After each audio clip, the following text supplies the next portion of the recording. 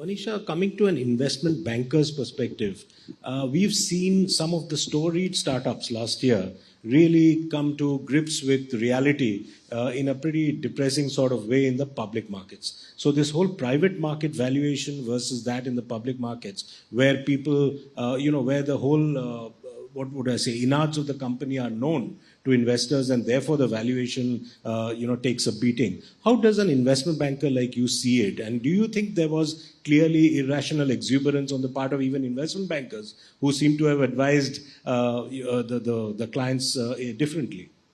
So you essentially called me here to beat me up, right?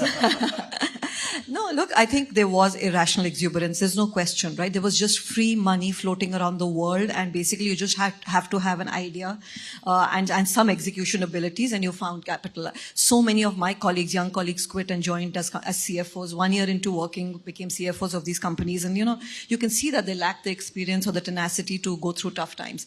What is happening now, I would add to what Sanjay said, is a good outcome. It's led to a lot of pain. Some of the IPOs you mentioned, that people have lost capital, but the outcome is good, because I think now what capital is doing is following the real businesses. You had Dilip Peramal talk earlier. That's a real business. There's cash flows there. There's a real business model there, and capital will now follow that or growth. It won't just follow anywhere anyone who has a business idea and barely has any execution abilities.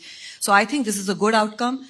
Companies which have, which address a large addressable market, have margins, have a path to profitability, are the ones that will be able to come to the market. As far as, private to public, of course, the fact that these IPOs haven't done well creates some sort of hesitation in terms of deployment of capital. But I think private equity, don't forget, sort of looks at a 3 to 5 year horizon. And when they look at a 3 to 5 year horizon, the way our equity markets and the way the flows are coming in from all over, as I said, it's not just the traditional European and US investors, it's the sovereign wealth funds, the pension funds, all coming in. They can see that the depth of the market is improving. And actually, if you speak to a lot of them, they're happier because they're saying capital is now going into stronger business models. So I think this pain is welcome. Maybe a bit discomforting in the short term, but in the long term, we'll come out as winners, and the business models which were actually stronger will be the ones that will sustain, just like in every other sector. I mean, why should tech have froth? Every other sector, the winners have taken it all, right? So tech should have a similar outcome and will have a similar outcome.